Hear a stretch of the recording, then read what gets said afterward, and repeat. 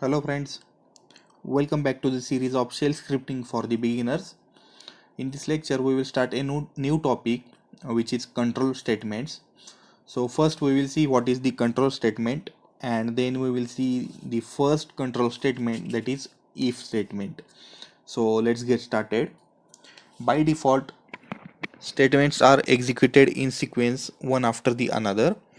You can, however, modify that sequence by using the control flow constructs, which arrange that a statement or group of statements so that they are executed only if some condition is true or false, or executed over and over again to form a loop. A statement is an element within a program which you can apply control flow to. Control flow is how you specify the order in which the statements in your program are executed. And these control statements are mainly of two categories. First one is the branching or the non-iterative, and second is looping or the iterative. These branching statements allows a different set of instructions to be executed depending on the outcome of a logical test, whether true or the false. These branching statements are not iterative control statements. So the if statement, switch statement, continue, break, all these are the non-iterative statements.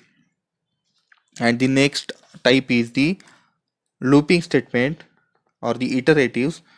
And some applications may require that a set of instructions to be executed repeatedly based on some conditions, and in that conditions we need the iterative control statements. And the types for the iterative control statements in this shell scripting are while loop, for loop, select loop, and until loop. So we will see each and every control statement one by one. In this lecture we will cover the if statement. So what we will do, we will write a code which will take a user input, and depending on that value we will determine whether that number is positive number or the negative number using if statement. So let's see first the syntax of this if statement. The syntax is if, and in square bracket the condition, and after if this if statement is true, then statement, and inside this then statement your sequence of commands commands. And when you are done with your commands inside the if statement, you can terminate this if loop or if statement using fi statement. So this is the syntax: if, square brackets, and the condition inside the square brackets. This then statement will state that the start of the if statement, and this fi will indicates the end of if statement. So let's write the code. We will take the input from the user, enter the number, read num. So whatever the number is entered by the user, it is stored in the variable num. Now we will write the if condition. So the spaces are mandatory in the square brackets. Now the condition is if $num, to get the value of the num variable, hyphen greater than equal to. So we know these operators we have seen in the previous lecture.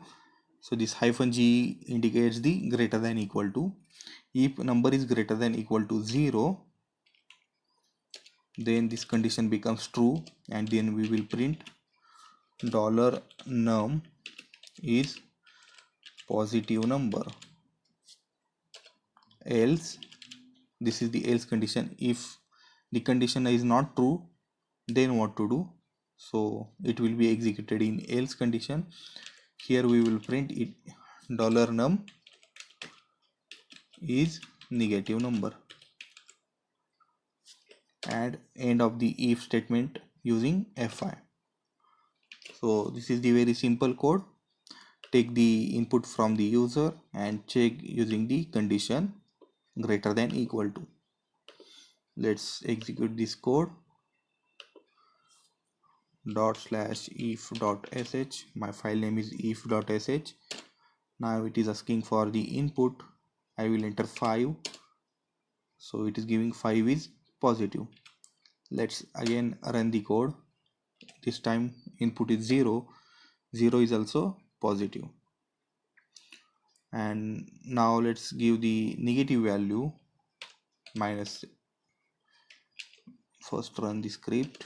Input is -7. -7 is negative. So this is how we can use this if statement to determine the conditions or to perform some operations by checking the certain conditions.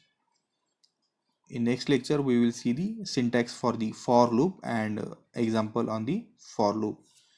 Thank you.